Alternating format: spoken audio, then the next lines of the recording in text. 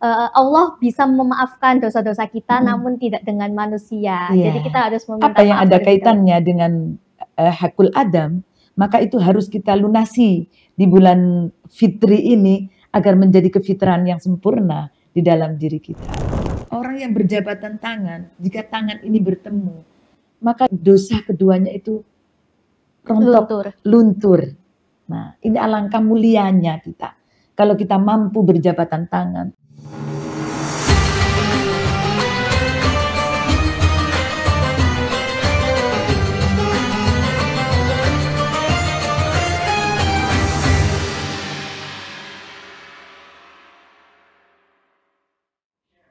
Assalamualaikum warahmatullahi wabarakatuh. Selamat datang di podcast Ramadan Wanita dan Islam. Bersama saya Alivia Diara, pada hari ini akan membahas topik seputar Idul Fitri dan silaturahmi. Setelah sebulan penuh menjalani ibadah puasa, Idul Fitri sebagai momen kemenangan bagi seluruh umat muslim di seluruh dunia. Namun lebih dari sekedar perayaan, Idul Fitri juga menjadi waktu yang istimewa untuk mempererat hubungan dengan keluarga dan juga kerabat.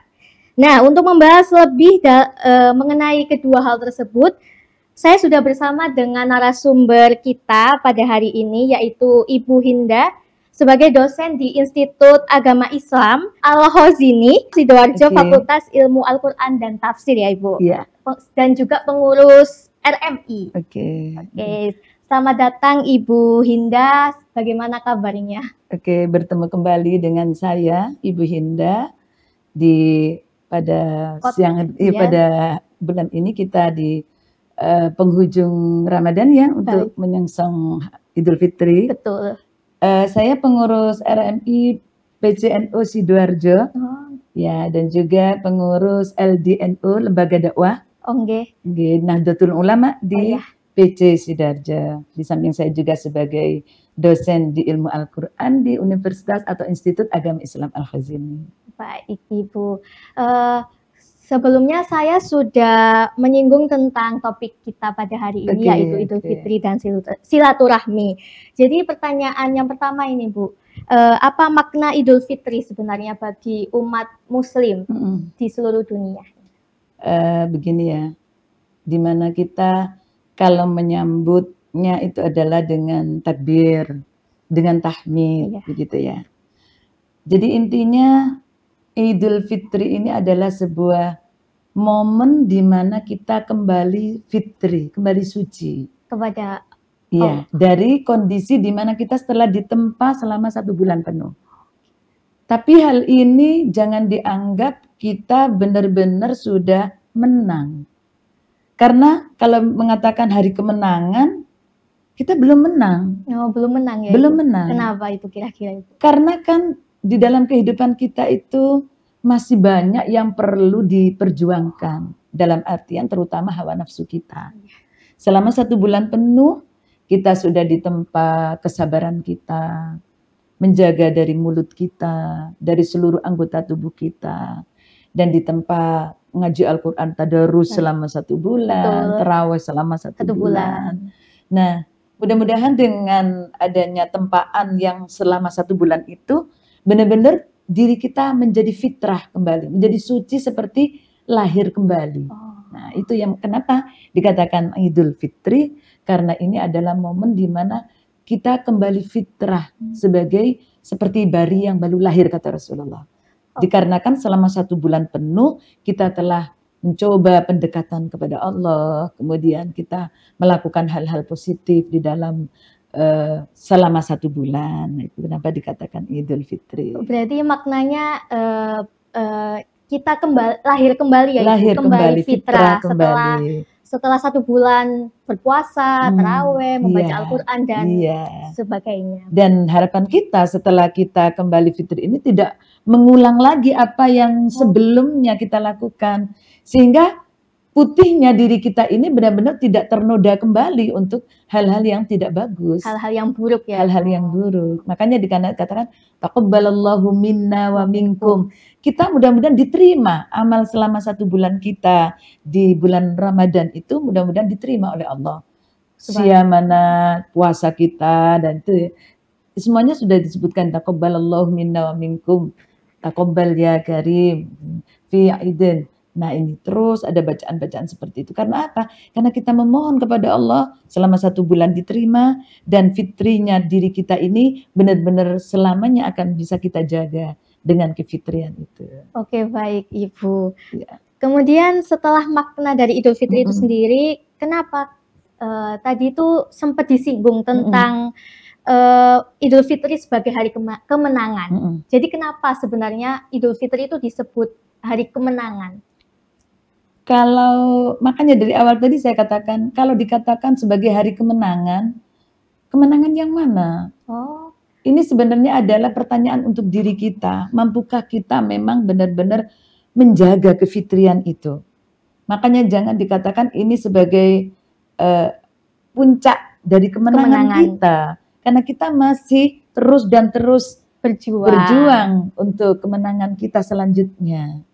Mungkin kalau mereka mengatakan kemenangan adalah menang dalam artian mampu menjalankan selama 1 bulan penuh berpuasa, menjalankan perintah Allah Subhanahu wa taala. Karena di dalam bulan Ramadan kutiba alaikumusiyam kama kutiba alal ladzina min qablikum la'allakum tattaqun. Diwajibkan bagi kita menjalankan puasa selama 1 bulan seperti kewajiban yang diberikan kepada umat-umat sebelum kita terdahulu. Berarti intinya untuk hari kemenangan itu sendiri, kemenangan setelah menjalani berpuasa, ibadah selama 1 bulan itu sendiri ya. Tapi belum tentu kemenangan akhir, karena masih ada perjuangan kita untuk mempertahankan kefitrahan kita ini dalam kehidupan kita sehari-hari. Oke, baik Ibu. Kemudian hubungan antara Idul Fitri dan proses pensucian diri itu sendiri apa Ibu? Kalau dikatakan fitrah di dalam diri kita, Idul Fitri di mana hari kita dalam kondisi kembali putih. Apakah mampu dalam 1 bulan kemarin itu kita mensucikan diri kita? Dari kadang-kadang kita masih hibah, masih ngerasan ya dalam bahasa Jawa. Kita masih ada rasa amarah, kemudian kita masih ada hasud, kemudian kita masih ada riya dalam menjalankan ibadah. Ini termasuk apakah kita mampu untuk menjalankan kemenangan yang disebutkan tadi itu. Makanya fitri kita itu benar-benar sudah fitri apa tidak, masih butuh perjuangan yang panjang. Nah, tapi secara lahir kita sudah menang karena selama 1 bulan kita mampu menjalankan puasa dan yang telah diwajibkan oleh Allah Subhanahu wa taala. Baik Ibu. Kemudian lanjut ke silaturahminya Ibu. Mengapa silaturahmi sendiri itu menjadi bagian yang penting dari perayaan Idul Fitri itu sendiri? Kita mengacu kepada hadis Rasulullah Shallallahu Alaihi Wasallam. Banyak sekali hadis-hadis yang menjelaskan tentang silaturahim. Di antaranya adalah la yadkhulul jannah qati'un. Itu yang didhawuhkan oleh Rasulullah Muhammad Shallallahu Alaihi Wasallam. Tidak akan masuk surga orang yang memutus silaturahim. Nah, berpegang dari hadis ini, maka kita mencoba pada saat kita kefitrian diri kita di bulan fitri ini, kita tambah dengan bagaimana kita meminta maaf ke sana kemari, membersihkan lagi diri kita. Karena adanya dosa yang tidak bisa diampuni oleh Allah adalah yang berhubungan dengan hakul Adam. Kalau hakullah, itu kita dengan taubatan nasuha, meminta kepada Allah ampunan, beristighfar, mengatakan bersumpah untuk tidak mengulangi lagi kepada Allah. Allah akan mengampuni hal tersebut. Ya, innallaha ghafurur rahim. Allah sangat mengampuni dan maha kasih kepada kita untuk mengampuni kesalahan-kesalahan kita. Tapi kalau itu ada hubungannya dengan hakul Adam, katakanlah mungkin kita pernah bersikap yang kurang nyaman kepada tetangga, hati tetangga atau teman, sengaja ataupun tidak disengaja, kita mungkin pernah ada ketidaknyamanan, konflik ada ya, komunikasi yang kurang bagus. Nah, sehingga dengan bersilaturahim ini kita lebih menyempurnakan kefitrahan diri kita ini, kesucian diri kita menuju yang diridhoi oleh Allah dengan hablum minallah, hablum minan nas. Tidak hanya kita meminta ampun kepada Allah, tetapi kita juga meminta maaf kepada sesama kita. Sesama Oleh sebab itu muslim. kita kan unjung-unjung. Oh Ya, iya, kita betul. pergi ke sana kemari, minta maaf ke sini, ke sana kemari. Harapannya untuk dimaafkan dan Harapannya menjadi adalah fitrah agar kembali. kefitrahan kita ini menjadi sempurna, dikarenakan hakul adam ini tidak akan pernah diampuni oleh Allah selama kita tidak meminta maaf kepada yang bersangkutan. Oke, baik Bu. Berarti untuk silaturahmi sendiri di bulan mohon maaf di Idul Fitri itu Iya. untuk menyempurnakan kefitrahan kita ya Ibu. Iya. Karena Allah bisa memaafkan dosa-dosa kita Mm-mm. namun tidak dengan manusia. Iya. Jadi kita harus meminta Apa yang maaf ada terlebih dahulu. kaitannya dengan hakul adam, maka itu harus kita lunasi di bulan Fitri ini agar menjadi kefitrahan yang sempurna di dalam diri kita. Baik Ibu. Iya. Kemudian selanjutnya apa saja manfaat silaturahmi dalam kehidupan sosial dan spiritual Nah. di luar Idul Fitri itu sendiri? Oke. Karena mengacu dari kita adalah manusia sosial. Kita tidak mungkin tidak membutuhkan orang lain. Betul. Karena sifat kita adalah manusia yang bersosialisasi. Katakanlah orang yang paling baik adalah orang yang bermanfaat untuk orang lain. Betul. Nah, dengan silaturahim ini kita menjalin kebersamaan, kita menjalin keberagaman. Kita hidup tidak hanya untuk diri sendiri. Iya, tidak untuk diri kita sendiri saja. Dan kita berwarna di masyarakat. Kita berwarna, bahkan kita menghargai terhadap agama lain. Ya, mereka juga menghargai kita. Pada saat puasa mereka juga menghormati terhadap kita. Iya, betul. Maka kita juga harus menghargai kepada mereka. Karena mereka sudah menghormati terhadap kita. Itu diantaranya kita juga bersosialisasi dengan masyarakat sekitar. Secara spiritual ini akan menambah keyakinan kita bahwa Allah itu menciptakan keberagaman ini adalah sebuah karunia. Ya, keberagaman ini adalah sebuah karunia. Di mana karena adanya keberagaman ini maka seperti pelangi. Pelangi itu indah dikarenakan berwarna-warna. Betul. Nah, begitu. Sehingga kita untuk spiritual kita melihat saudara kita yang ada di sana, kita silaturahim saudara kita yang ada di sana. Ini juga akan menambah syukur kita kepada Allah Subhanahu wa taala. Ya, karena kita bisa melihat kondisi sekitar di daerah kita atau bersilaturahim ke sana kemari. Berarti untuk hubungan silaturahmi dengan kehidupan sosial itu sendiri karena kita sendiri memang makhluk sosial ya Ibu. Tidak bisa hidup sendiri dan harus bersama-sama terutama orang lain. Kita harus canangkan ke dalam diri kita. Kita ini memakai baju. Betul. Apakah kita ini pernah berterima kasih kepada siapa yang memintal benang? Oh iya. Apakah kita pernah berterima kasih kepada orang-orang yang bekerja di pabrik tekstil? Kita membutuhkan mereka. Betul. Dari hal remeh, dari baju yang kita pakai, kita butuh dengan banyak orang. Kita butuh dengan banyak orang. Makanya kata Rasulullah SAW, kalau kamu mempunyai rasa kasih kepada penduduk bumi, maka tidak hanya penduduk bumi yang mengasihi kamu, tetapi penduduk langit pun akan mengasihi dirimu. Nah, kan begitu. Oleh sebab itu, silaturahim ini adalah menyambung rasa kasih. Baik. Sila itu kan menyambung di dalam bahasa Indonesia. Betul. Rahim adalah rasa kasih. Sehingga kita adalah saling mengasihi antar sesama. Antar sesama muslim, antar sesama manusia, antar umat beragama. Nah, semuanya kita sambung dengan acara silaturahim tersebut. Baik Ibu. Kemudian silaturahmi dan Idul Fitri identik dengan minta maaf. Biasanya kalau silaturahmi kita biasanya minta maaf kepada sungkeman. Ya. Itu bagaimana cara meminta maaf yang baik kepada orang lain gitu. Kita sekarang juga banyak media ya. Jadi mungkin kalau kita itu bisa tetanggaan atau bisa kita jangkau dengan face to face, bertemu langsung.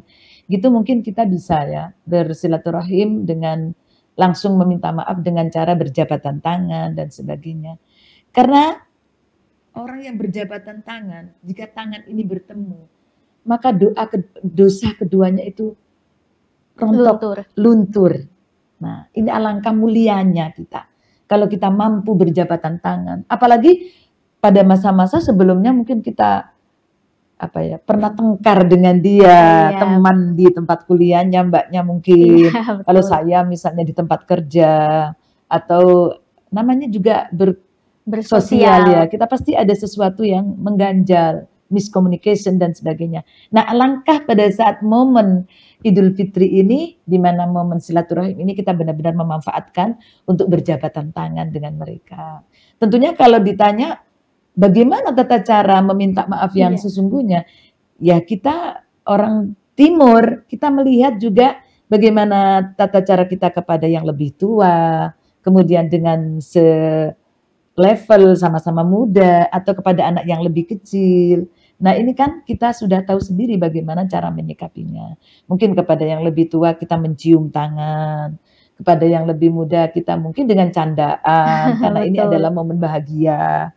Kepada yang lebih kecil mungkin kita punya kelebihan rezeki, kita ada angpau untuk mereka meskipun 2.000 atau 5.000 itu tidak menjadi masalah. Yang penting adalah ikatan kasih ini yang kita sampaikan kepada mereka. Niatnya adalah ingin menjalin kasih kepada sesama ini sehingga menjadi momen yang luar biasa di Idul Fitri. Oke, baik Ibu. Tapi ada satu pertanyaan yang sebenarnya mengganjal untuk kita yang sudah meminta maaf kepada orang lain yang berkonflik dengan kita. Kita meminta maafnya dengan ikhlas, tapi orang lain tidak tahu. Kita tidak tahu orang lain itu memaafkan kita atau tidak. Kira-kira di mata Allah itu bagaimana ya Ibu? Untuk hal tersebut. Maksudnya kita sudah meminta maaf tapi apa tidak dimaafkan begitu? Iya, kita tidak tahu apakah dimaafkan atau tidak gitu. Saat kita sudah menyampaikan niatan, ya, saat kita sudah menyampaikan niatan, ini adalah sudah merupakan hal yang luar biasa. Karena pada saat kita mau menyampaikan minta maaf, ini kan kita antara perjuangan ya. Karena banyak sekali orang yang gengsi untuk mengungkapkan itu. Tidak mau meminta maaf. Tidak mau meminta maaf. Padahal dia salah ya. Padahal kita salah. Nah, momen di mana kita sudah punya niat untuk meminta maaf. Nah, ini sudah luar biasa. Nah, apalagi disambut oleh orang yang kita mintai maaf itu, dia menyambut dengan bagus. Tetapi misal kita itu tidak ada sambutan dari mereka, nah itu kesalahan sudah bukan di kita. Kita sudah lepas dari kesalahan yang kita miliki karena kita sudah berusaha untuk bertemu, untuk meminta maaf, mengakui kesalahan kita dan sebagainya. Nah, ini sudah kita lakukan. Mau dia memaafkan atau tidak itu urusannya dia. Ya. Baik, sudah lepas tangan. Sudah lepas kita karena kita sudah datang kepada dia, mengatakan kesalahan kita ini, kita meminta maaf. Itu sudah luar biasa bagi kita. Sudah merupakan niat yang luar biasa karena tidak semua orang mau untuk berminta maaf ya Ibu. Baik, untuk selanjutnya bagaimana peran Idul Fitri dalam mempererat persaudaraan dan kebersamaan? Peran Idul Fitri untuk mempererat persaudaraan itu adalah dengan agenda-agenda kita seperti halal bihalal. Nah, ya. Bagaimana sejarah daripada halal bihalal itu sendiri, ya. Kan momen halal bihalal ini adalah momen di mana kita meminta kepada sesama saling berjabat tangan di satu momen dalam lingkup yang besar, sehingga tanpa kita keliling kemana-mana kita sudah bertemu di sana. Oh iya, nah, betul. Mungkin momen seperti ini yang harus kita agendakan, sehingga dalam satu gayung sudah terlampaui beberapa pulau, begitu ya. Langsung ya Ibu, karena ada Idul Fitri langsung kumpul, langsung minta maaf. Atau biasanya kalau keluarga-keluarga itu kan ada silaturahim bani ini. Oh iya, nah, betul. Itu ya, halal bihalal bani ini kan gitu.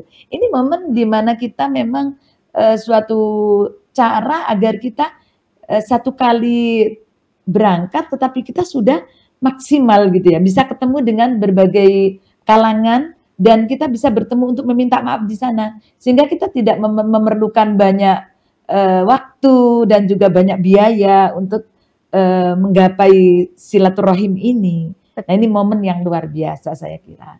Momennya cara langsung bisa membuat iya. kita meminta maaf kepada Meminta semua maaf orang. kepada semuanya. Makanya di dalam hadis Rasulullah itu diungkapkan, jika kamu bersilaturahim pada saat Idul Fitri, maka berjalanlah memutar. Itu ada hadis yang mengatakan seperti itu. Kalau jenengan punya rumah, mungkin ada gang 1, gang 2 gitu ya. Betul. Jadi berangkatnya untuk silaturahim itu lewat di gang 1 di belakang, nanti pulangnya lewat di gang 2. Oh. Ini juga termasuk sebuah kesunahan. Oh, sudah ada hadisnya Ada ya dari hadisnya. Rasul. Karena ini adalah menunjukkan betapa kita itu menghargai orang untuk datang ke rumah-rumah mereka, meminta maaf, bertemu kepada mereka, berjabat tangan dengan mereka. Nah, ini ada hadis yang menyebutkan hal tersebut. Sampai dianjurkan untuk keluar seluruh umat Islam. Baik itu yang anak-anak, yang tua, yang muda, saling anak kecil, orang dewasa dan sebagainya. Memang itu dianjurkan oleh Rasulullah Sallallahu Alaihi Wasallam. Berarti ada hadisnya sendiri ya? Iya, ada hadis yang sudah disebutkan oleh Rasulullah seperti itu. Sehingga ini menjadi kuat bagi kita. Memang anjuran ini tidak hanya momen sekedar untuk momen yang menjadi label saja, tetapi memang ini adalah kesunahan dari Rasulullah Sallallahu Alaihi Wasallam. Anjuran sendiri dari Rasulullah. Iya, betul. Begitu. Baik, Tribuners, dari podcast kita pada hari ini, semoga kita bisa mengambil hikmah dari Idul Fitri itu sendiri, bukan hanya sebagai perayaan, tetapi juga sebagai momen untuk memperbaiki diri dan mempererat hubungan dengan sesama manusia. Sampai jumpa di episode berikutnya di podcast Ramadan Wanita dan Islam. Saya Alivia Diara Sruti. Terima kasih. Wassalamualaikum warahmatullahi wabarakatuh.